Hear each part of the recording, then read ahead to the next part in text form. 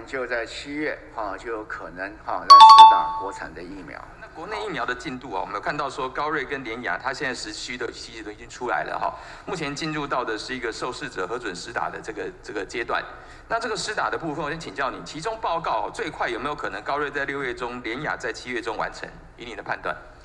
在其中的报告，以现在在高端会稍微比联雅应该是要快1个月因为它在2期里面它早了1个月被核准。那以现在高端的进行，当然是预计3月底要施打完第1剂，然后4月底要施打完第2剂，然后再追踪1个月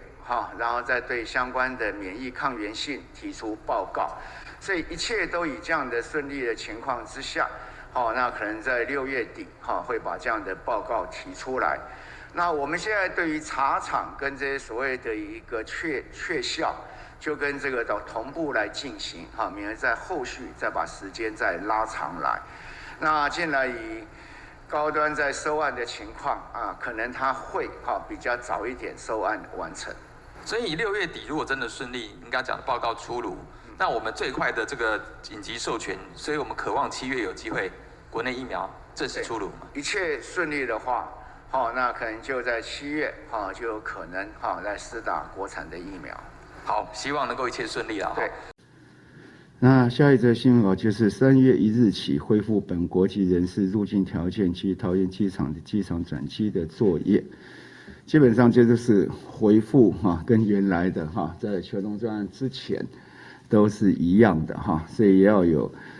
但是这里面大概就是跟以前那时候恢复以外所以大家注意到那个下面的红字就上面的大概就是恢复以前的相关情况，但是就是一样，入境或转机都是还继续我们维持3日内的阴性报告是必须的。那居家检疫，居家检疫仍然是要求要一户一人，然后或者1人1户。所以上面大家看到几条，这是跟以前的规定是一样，就回复到以前准予入口，准予入境的相关的人员的资格，那还有相关的一些条件，或者有一些是需要申请或专案的，那跟以前是一样。但是所有进来的人还是都有 PCR 检验的阴性，那进来要居家检疫的时候，那维持1人1户低中低风险国家地区可入境人士来台从事短期生务者，申请缩短居家检疫。那仍然就是维持刚才那个表上面低风险跟中低风险不同的都可以缩短检疫的天数。那也要恢复这个本国籍就是非本国籍人士有条件入台就医那规定也跟这以前一样。我们针对非常多国家，大概有100多个国家是免签证所以我们在外国人的部分是这个有居留证就可以直接进来。那如果没有居留证的，那在外馆可以申请特别入境的许可。那入港澳原来港澳的部分，它也是以这个居留跟这个也可以直接线上申请。那所以港澳的部分，它也是要去申请这个入境的许可。那陆的部分，因为中国本来中国大陆的人士要来台湾，就是必须要去许可制，许可制。所以我们现在呢，只是恢复到原来12月底之前的相关的要件跟条件，所以都一样。那只有刚刚指挥官特别说明的，